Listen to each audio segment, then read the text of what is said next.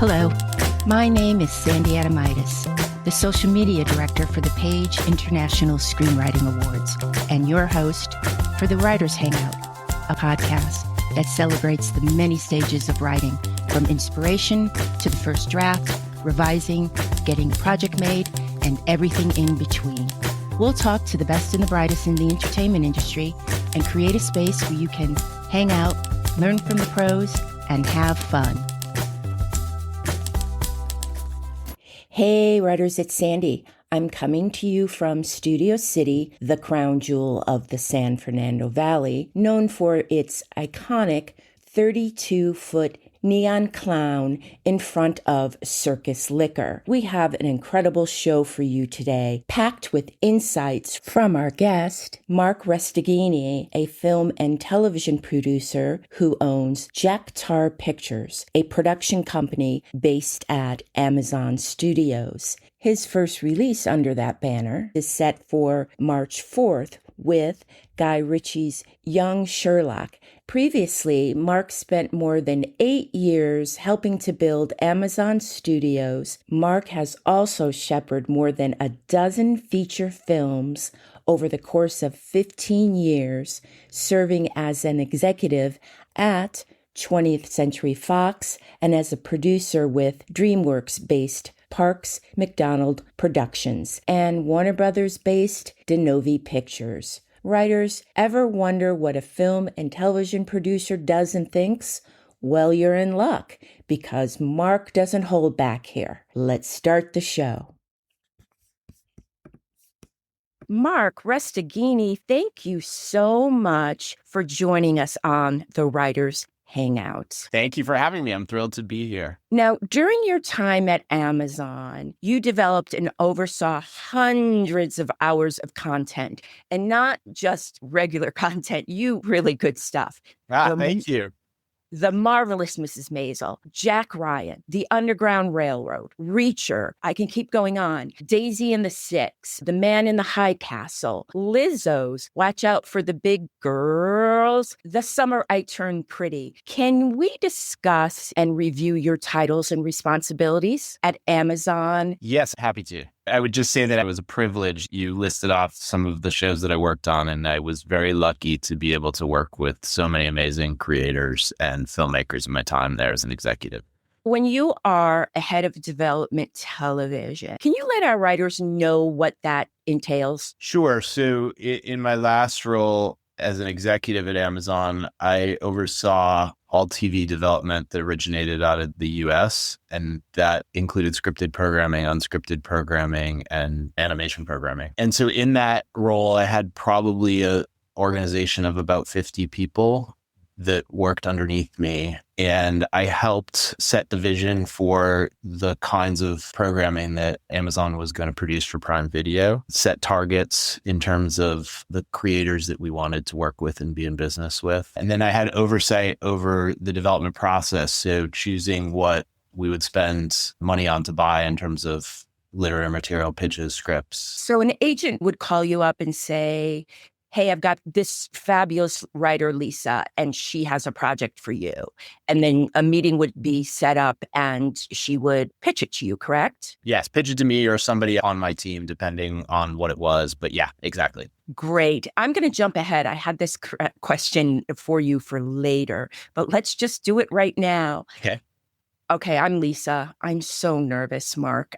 This is my first big meeting and I'm coming to meet you. What could I possibly do to just make you, I'm not sure I want to work with this person, this writer, not personality. We're not talking personality, but you might just, for the writers out there, what might you not do on your first meeting with you? That's a good question. I've never actually thought about it in those terms. I don't know. I think always just look for somebody who's polite that you feel like you can work well with. I don't think there's anything specific. Writers like people come in all different shapes and colors and et cetera. And everybody has their own unique background and perspective and approach. And so I wouldn't be doing a good job as an executive if I ruled people out based on initial impression. Some people are great pitchers. Some people are terrible at pitching. Some people have other strengths. I think it's my job, or it's an executive's job, to look at the big picture and create an environment where you can have unique voices flourish.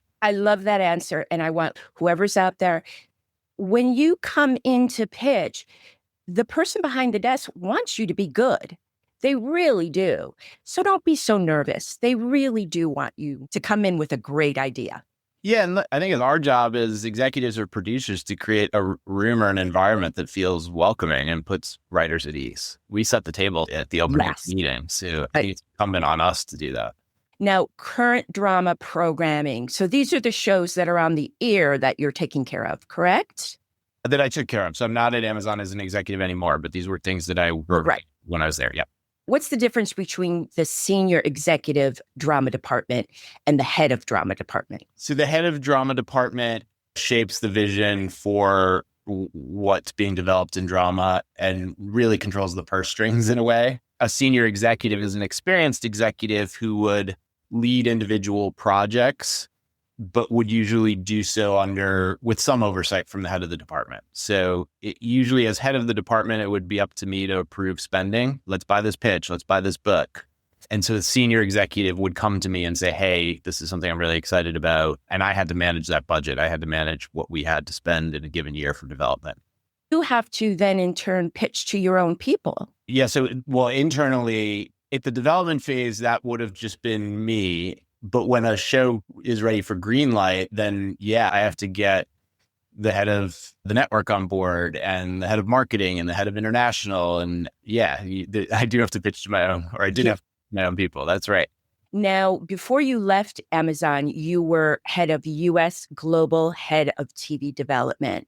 Can you explain that a little? That's a really nice title. Yeah. Under that, I oversaw 4 or 5 areas. I had drama programming, comedy programming, unscripted, genre, and animation, and all development. So the creation of new projects through the first season. And then after the first season, it would move on to a current programming team that would keep those shows going and hopefully build on and improve what we'd done in season 1. How do you keep track of all those writers, all those producers, everybody you want to work with? Database, just your mind?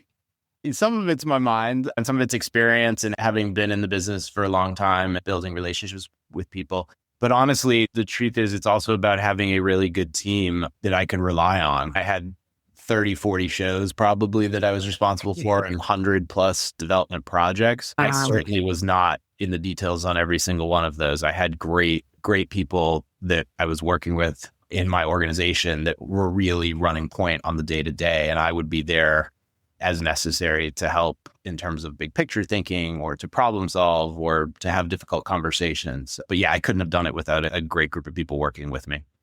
Writers, if you have an exec like Marc on your side, the world is just so much easier. They want to bring your project alive. And when you're sleeping, they're up at night worried about your project. So that is true. Now you went on to start your own production company. Yes. Jack Tar Pictures. Can you tell me about Jack Tar Pictures? And first of all, I know that's an old sailing term. Is that what you meant? Tell me about. Yes, it's an old term for a British sailor, and my wife gave it to me. My wife is a sailor, and we suggested it, and we're big fans of the ocean and nautical things, and I just liked it. It spoke to me. No real resonance with the entertainment industry. I think if I were to try to be deep about it, I'd talk about exploration and adventure, and hopefully some of those virtues come into my programming. And what kind of projects are you in development with over there? It's a variety of things. I'm really genre agnostic. For me, I look for things that I think are going to have a wide appeal, will have a broad audience appeal, but that feel maybe 15 to 20 degrees left of center. I don't usually gravitate towards things that are right down the middle. I look for things that just are a little bit off. And that may be with a writer who has a very specific voice or a filmmaker who brings a particular visual style or maybe a tonal variation that just makes it stand out a little bit and feel a little bit different. You got to work with Amy Sherman. Actually, can I double back? Did you want to talk about any projects, Marc? I have my Jack Tar Pictures. I have a deal with Amazon. So I left the executive ranks a little over 3 years ago, and I have a TV and film deal with Amazon. So I'm still very much affiliated with them. And my first show under the Jack Tar banner is coming out in about a month, a little over a month. And it's called Young Sherlock. It comes from Guy Ritchie, who's producing as well and directed the first 2 episodes. And it's an origin story for the classic Sherlock Holmes character. Oh, that sounds great. Thank you. I'm really proud of the work that everyone involved in the show did. And I think it's something really special. And I can't wait to put it out into the world. That is so amazing. Now, Amy Sherman Palladino that you got to work with. Yes. I'm a big fan of her. Gilmore Girls, I just love. What was it like being in development with her? Because she is as brilliant and kooky as you expect her to be, correct? Amy is awesome. She's a close friend and one of the just best filmmakers that I've ever been able to work with. And it was fun and exciting and challenging because she's so smart. She whip smart. And you got to be on your A game when you're talking with Amy. But I loved every moment of it. And I miss being in the trenches with her on a daily basis. Were you always a fan of 1 hour dramas? To a degree, I grew up in the 80s, and I think there's sort of 2 types of programming that I watched in the 80s, neither of which really exists anymore. There was sitcoms, which traditional multicam sitcoms. My favorite television series of all time is Cheers. It's a large inspiration for me joining the business. Still find myself every once in a while just going, Kelly, Kelly, Kelly, Kelly, Kelly. Oh, amazing. I love that you dug up that reference. That's from a season 7 episode called Gift of the Woody, where that's how big a fan I am of Cheers. Oh, cool. Hopefully some of your audience recognizes the Kelly song, Woody Harrelson. And then in terms of dramas, when I was growing up, there were obviously nighttime soaps. Those were on a little past my bedtime, but there were these kind of adventure shows. They were on like the 8 o'clock or 9 o'clock hour. Things from Stephen J. Cannell, or The Greatest American Hero, or The Dukes of Hazzard. So that was the kind of programming that I grew up on. And again, those don't really exist really now. But in terms of actual dramas, I think like with most audiences, probably my viewing habits were really shaped by HBO in the late 90s and early 2000s. And then... interesting. What were you watching? The Sopranos. Yes, we all grew up on The Sopranos. Did you watch Sex and the City? I watched Sex and the City too. My first or second year in Los Angeles, in Hollywood. Was that Sunday night? Sunday nights, yep. Yeah, on Sunday nights. And I started my career in movies actually and spent about 15 years in feature films before I moved into television. So for me, as a TV executive, as I said, I was shaped by HBO and then the shows on AMC like Breaking Bad and Mad Men. And that really informed when I started really full-time in television. It was probably 2013, 2014. But yeah, as much as other audience members are, I'm sure your listeners were probably shaped similarly. Right. Now, when you went from film to TV, did it shock you how fast TV was?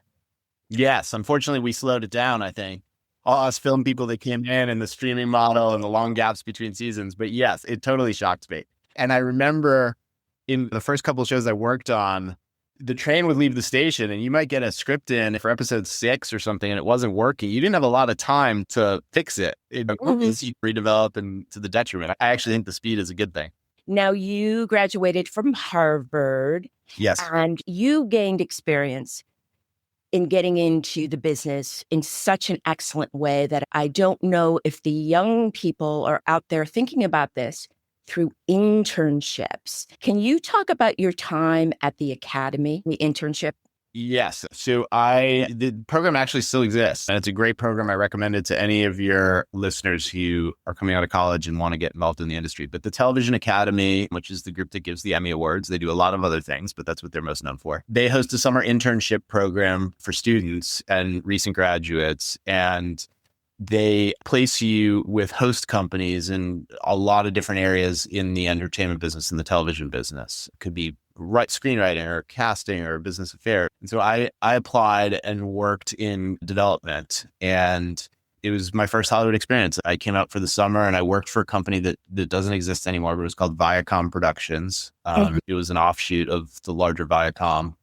At the time, we were in, the company was making Sabrina the Teenage Witch and Diagnosis Murder, I think were the two shows that were on. And then they did Ed shortly thereafter, the NBC show. And it was a great experience. I worked for this wonderful executive named Steve Gordon, who has led the creative team at Viacom, and he was a great mentor, and it was really hands-on. And at the time, it was one of the few internships in entertainment that paid. Now I think a lot of companies have to pay because there's a lot of labor rules that people follow. Back in the day, it was a little bit the Wild West and there was tons of free labor, but this actually gave you a stipend in the summer. So it was awesome.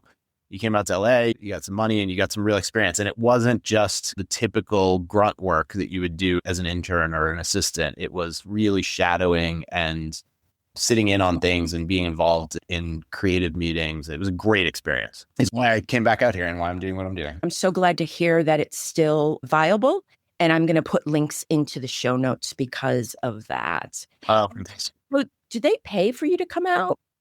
I don't know quite what the circumstances are now, but at the time that I did it, they didn't pay to travel you, but you got a stipend for the summer. So it was an 8-week program and they would give you a stipend that would cover the 8 weeks. And at the time it was more than enough to cover a flight out here and housing and some Yeah. When I was at Davis Entertainment, John Davis's company, on the TV side, we used a lot of the Academy interns, and those kids were so lovely and so happy to be there. And I think you even had a big party at the end, correct?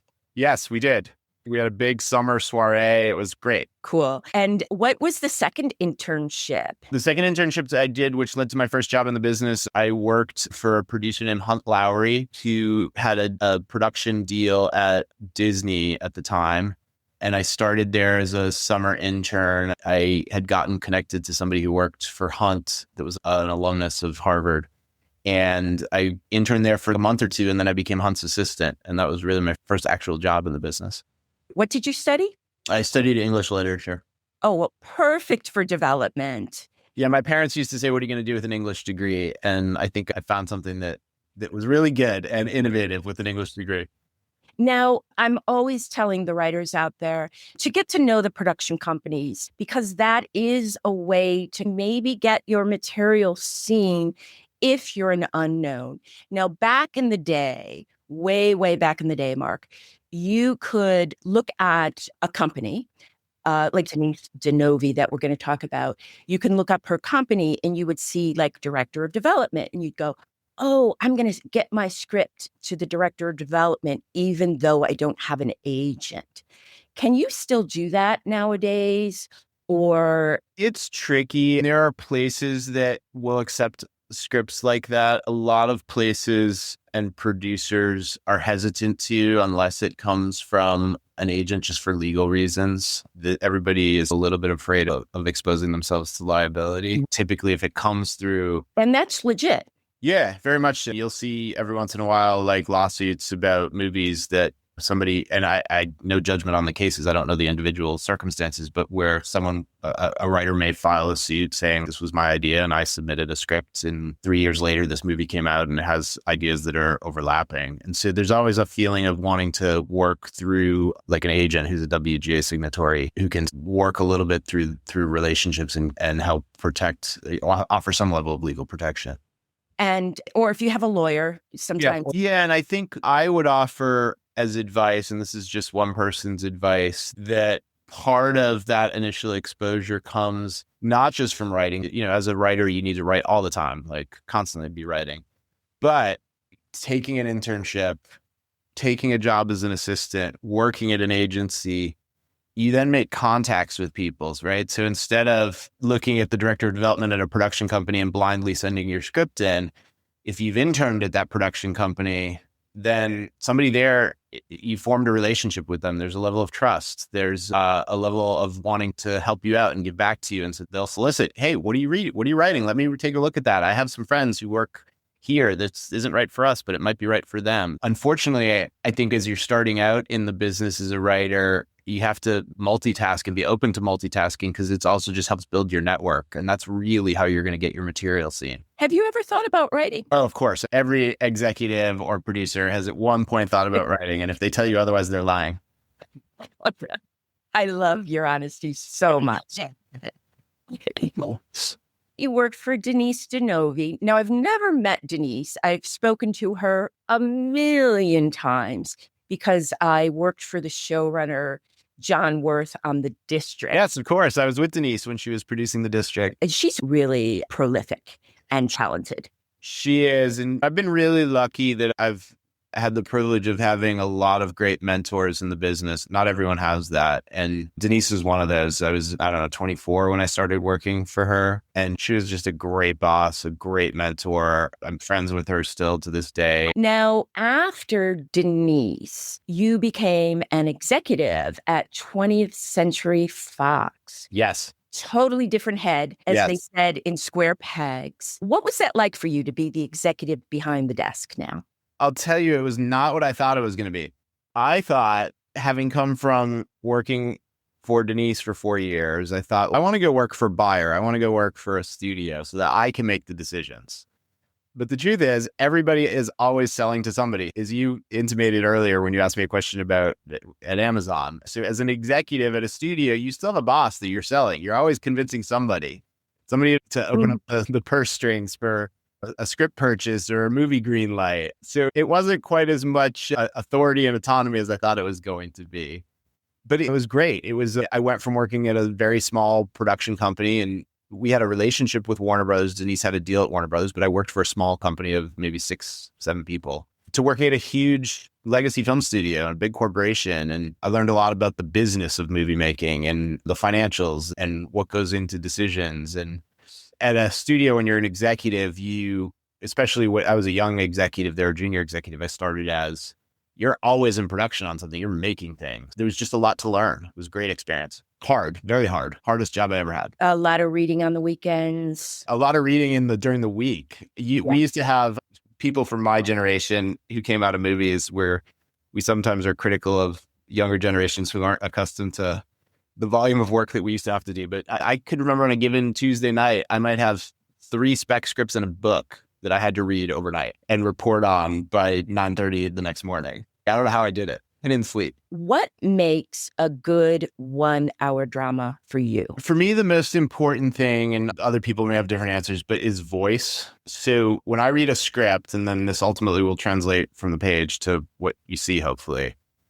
it's really about the voice. And that's a very kind of amorphous term, but I think a lot of writers with practice can come up with a good structure, can have a good story, or could write strong characters. But voice is a little je ne sais quoi that makes it distinct. I think it's that 5 to 10 degrees left of center that I was speaking to earlier. It's a little bit of perspective. It's a little bit of tone. It's a little bit of uniqueness that makes the dialogue sing, that makes the characters feel just a little bit more real, a little bit more special. So that for me is first and foremost what I look for.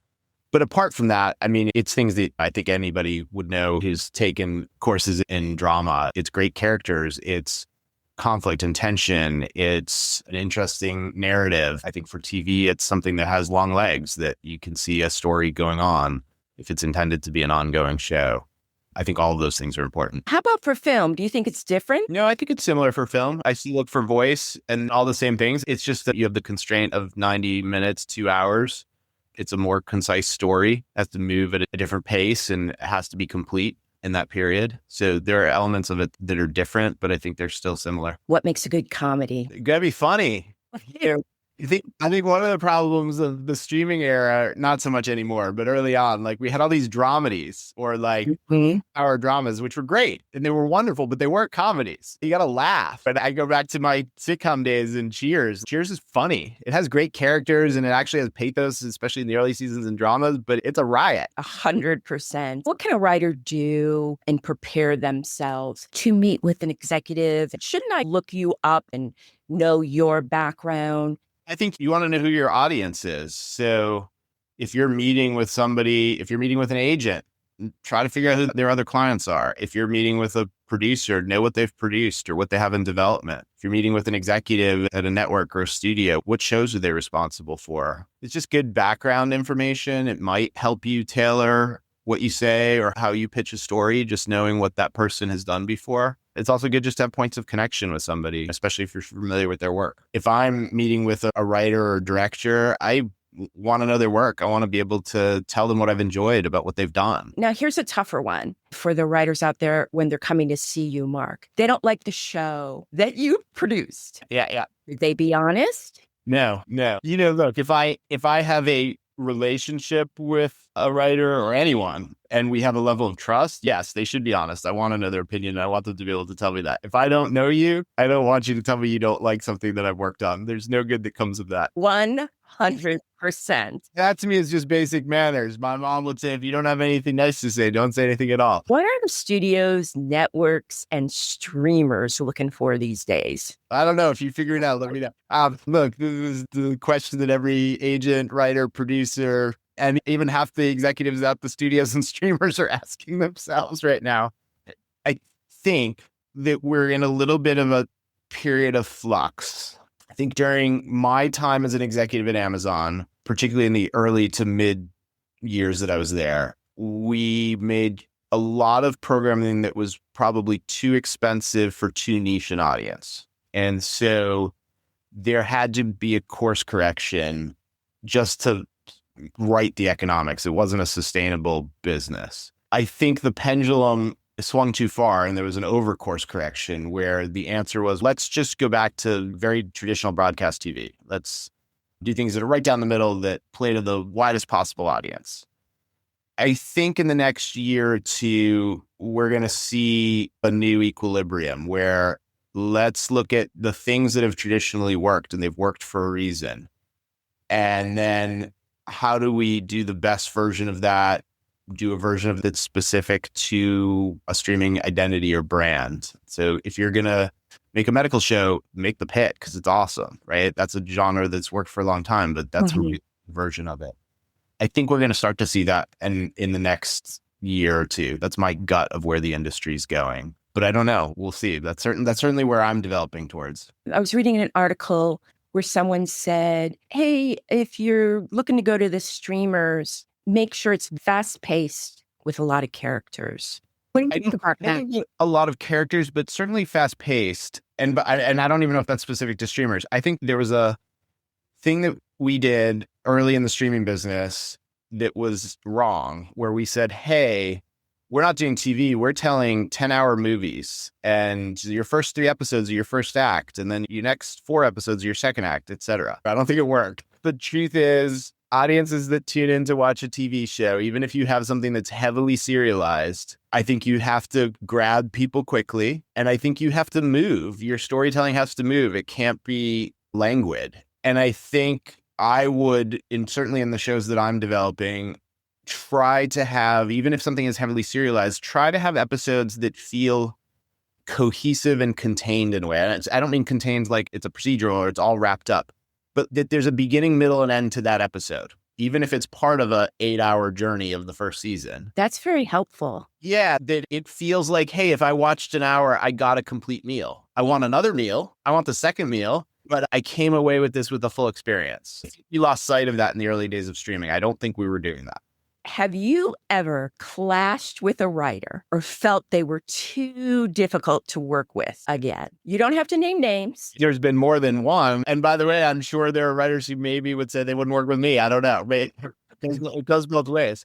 Look, yeah, I think I'll speak in generalities rather than specific. I think it's important for writers and filmmakers and also for executives to realize that you have a shared goal. I think sometimes, particularly in the network talent relationship, there's this kind of subconscious adversarial thing sometimes. Oh, they're the network. We got to hide this from them. We both want the same thing. We want to make a great show that a lot of people are going to watch that's going to go on for success. And so I think it's important for everybody to always step back and remind themselves of that, because I think it can get lost in the process sometimes. We need to be rowing in the same direction. Sometimes if, as an executive, you're clashing creatively with a writer, you may just not be in business with the right person on the right show. That's entirely possible. You just don't share the same vision, have the same approach, and that's okay. That happens.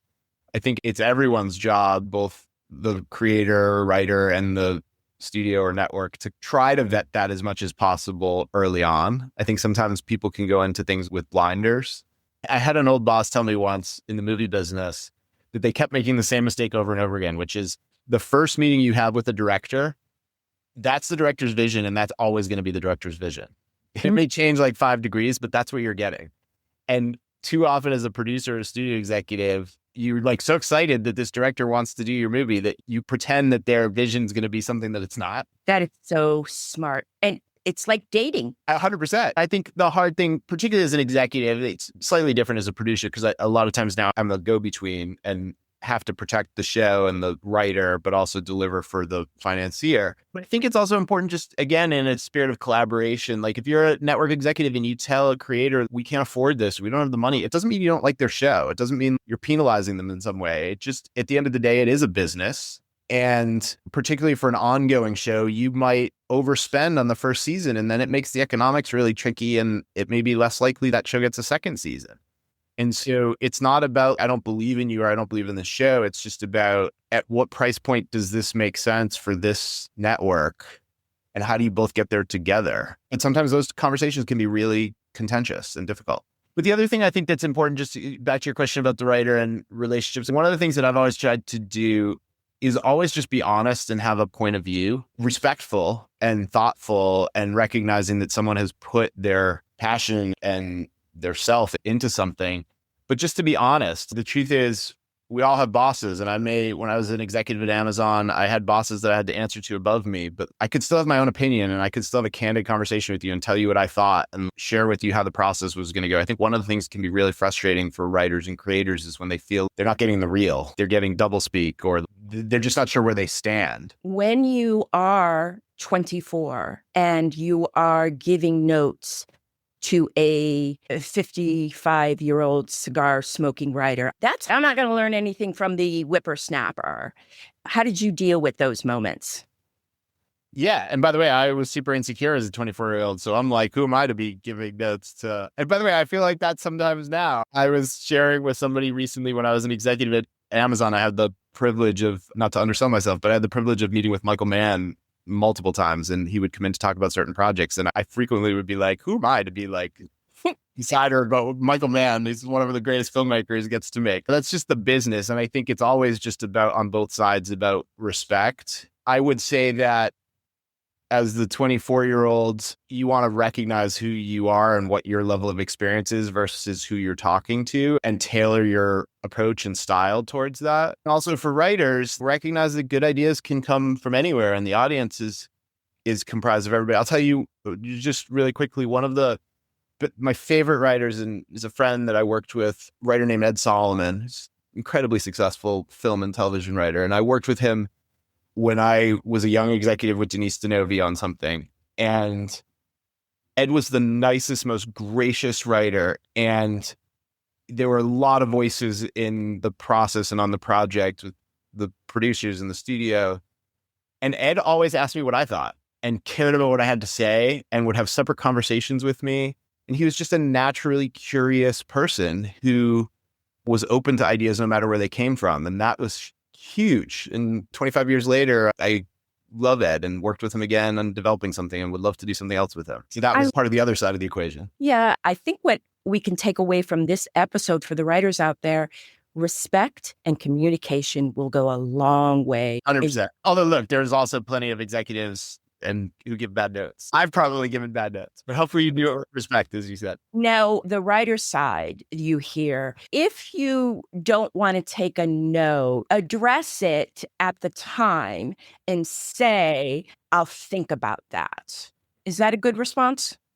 Not if you're intending not to take the note. The important thing is there's an expression, the note behind the note. It's to understand what's not working, right? Like an executive may not be properly articulating, or they may be asking for the wrong thing, but it's to understand what is the executive or the reader bumping against.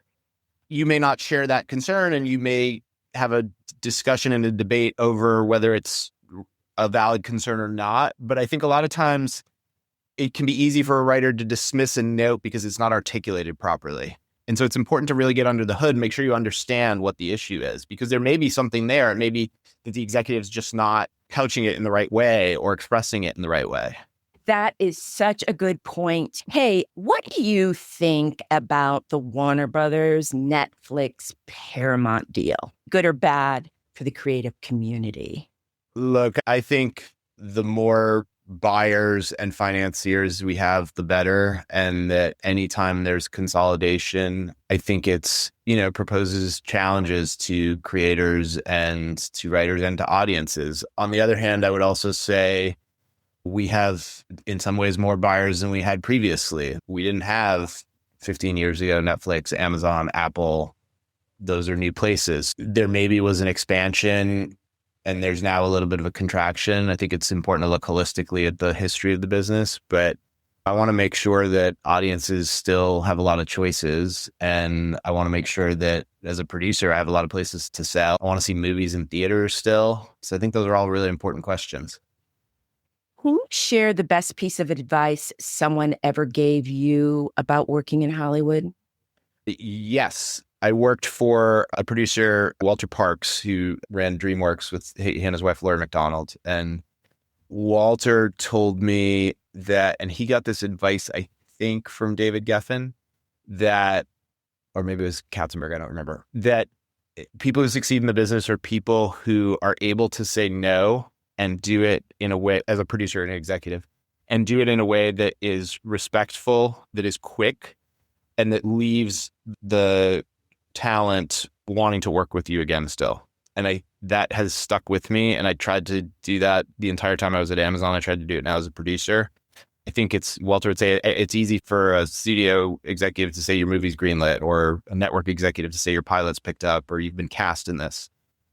Everybody loves giving the good news. The bad news is harder, but there's way more bad news. And I think it's shocking to me sometimes how executives delay giving bad news, can't articulate it clearly enough, worry about offending, but then offend more because they're not giving a clear answer. We all just want to know where we stand, and we all want to be able to work together again. And to me, that's something I've always tried to do, is be honest, be forthcoming. And if something's not for me, say it quickly and explain why.